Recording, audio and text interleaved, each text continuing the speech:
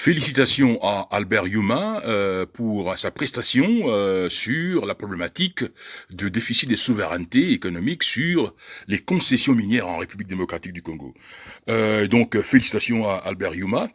Cette problématique a commencé sous le Zaïre des Mobutu, où le Fonds monétaire international, rappelez-vous, a en fait décidé d'extraire en fait le Zaïre du champ de la souveraineté économique, notamment, par exemple, avec la mise sous tutelle de la Banque centrale du Zaïre à l'époque, qui fut gérée par l'allemand Blumenthal, rappelez-vous.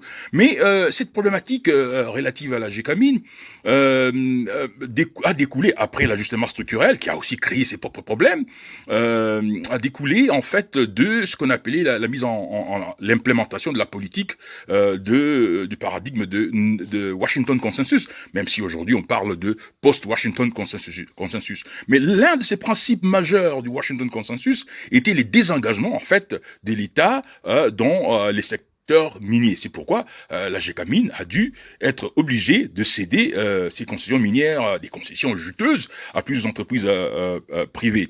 Et donc la Gécamine est tombée de 475 000 tonnes de cuivre par an dans les années 80, qui générait dans le 850 millions de dollars pour l'État. Et Yuma a raison de souligner que c'est parce que toutes les concessions minières étaient exploitées exclusivement par l'État congolais à travers, je veux dire, les concessions de cuivre des Cobalt par la Gécamine. Et donc les dividendes et les profits revenaient au Congo. Aujourd'hui que on a cédé, la Gécamine a cédé des gisements juteux aux compagnies privées, et donc maintenant que la production a été en fait quadruplée, on est passé des 475 000 tonnes pic dans les années 80 à aujourd'hui, on parle des plus ou moins 1,5, 1,6 millions de tonnes par an, et même 100 000 tonnes de cobalt par an.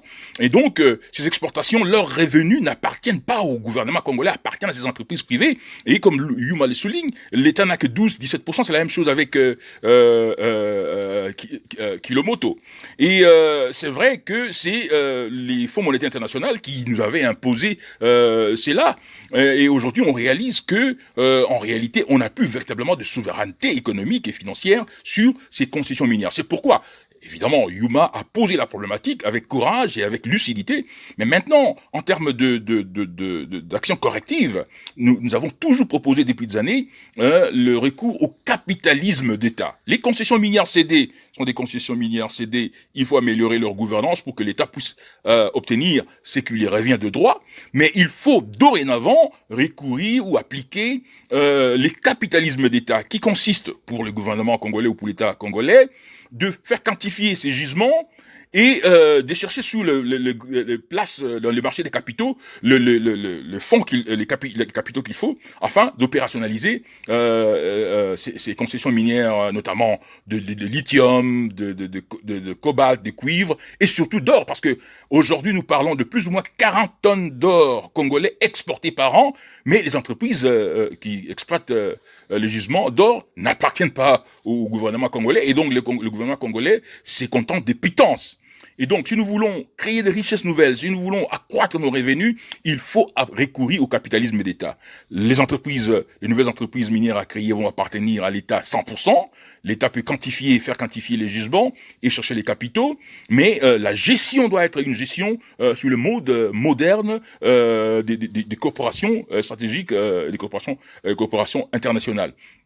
Maintenant, il faut souligner que lorsque Joseph Kabila arrive au pouvoir en 2001, il trouve déjà cette modalité ayant été implémentée sous Mobutu déjà, et même sous Kengo, sous le premier ministre Kengo. Donc Joseph Kabila arrive dans une situation de guerre où l'État congolais est faible, et donc les fonds monétaires internationaux et la Banque mondiale nous imposent le code minier qui, en fait, si vous voulez, consacre les transferts des gisements miniers. Et donc, Kabila se trouve dans ce piège-là, mais dans une situation de fragilité, il a accepté. Mais après, il s'est rendu compte que les Congolais doivent maximiser leurs revenus de gestion de ressources minières. C'est la raison pour laquelle Joseph Kabila a fait revoir les codes miniers, et c'est la raison pour laquelle ces capitalistes primaires, ces capitalistes prédateurs veulent neutraliser Joseph Kabila. Et donc, il faut aujourd'hui avoir le courage de reconnaître que nous avons perdu la souveraineté sur les mines et qu'il faut appliquer le capitalisme d'État comme les Chinois l'ont fait.